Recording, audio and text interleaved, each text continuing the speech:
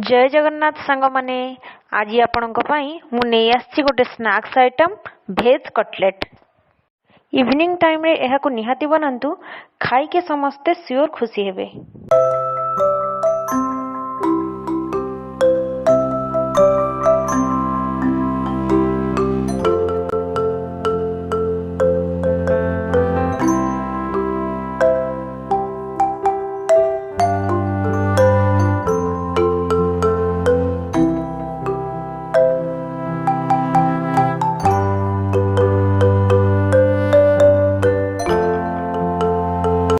जेकोसी Chinese recipe रो main part होची chopping. Chopping टे जिते फाइनली हबो आइटम रो टेक्सचर सेते भलो आसीबो।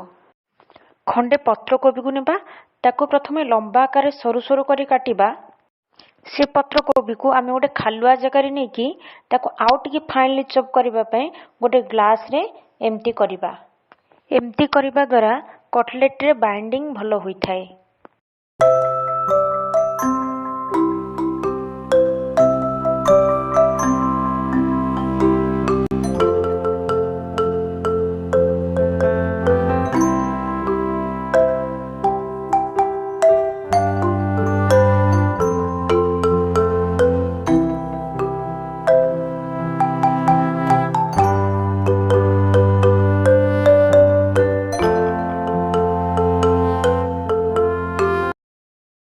एठी आमे काटी रखिथिबा पत्रकोबी, गाजर, कैप्सिकम, पियाज आ कंचा लंका को मिसई देबा।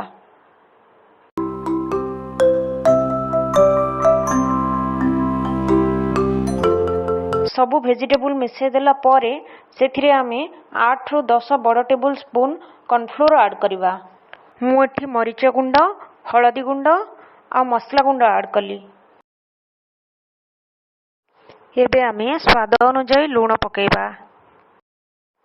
आपण एठी बाइंडिंग पई गोटे स्पून मैदा ऐड करि परिबे, एटा टोटली ऑप्शनल। सब जिंस ऐड करि सारला परे आपण ताको जेबे चकटिबे सेते बेले आपण टोपाए बे पानी व्यवहार करिबेनी। सेमति सुखिला ही चकटिबे, जेहेतु सेथिरे लूण पड़िची सेथिरे ऑटोमेटिक पानी बाहरी आसीबो। एबे आमे एथिरे गोटे पिंच खाइबा सोडा ऐड करिबा। एबे आमे तेल को 5 रु 7 मिनिट गरम करबा पई छाड़ देबा। आपण जते बेले बॉल्स तयारी करिवे सेते बेले टिके ध्यान देबे, जदि अधिक पानिया ही जाईची ताहले सेथिरे टिके कॉर्नफ्लोर ऐड करिकि पुणी गोले की बॉल तयारी करिवे, ताहले भलो बाइंडिंग आसीबो आ कटलेट गुडी को छाणीला बेले खोली जिवो नाही।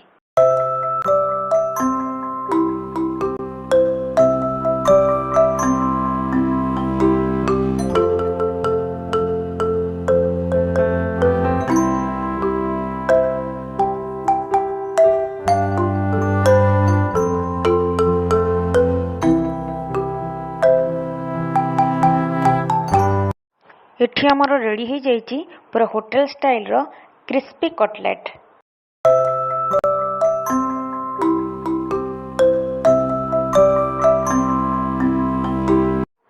ये रेसिपी भलो लगी निहाती लाइक, कमेंट और सब्सक्राइब करंतु।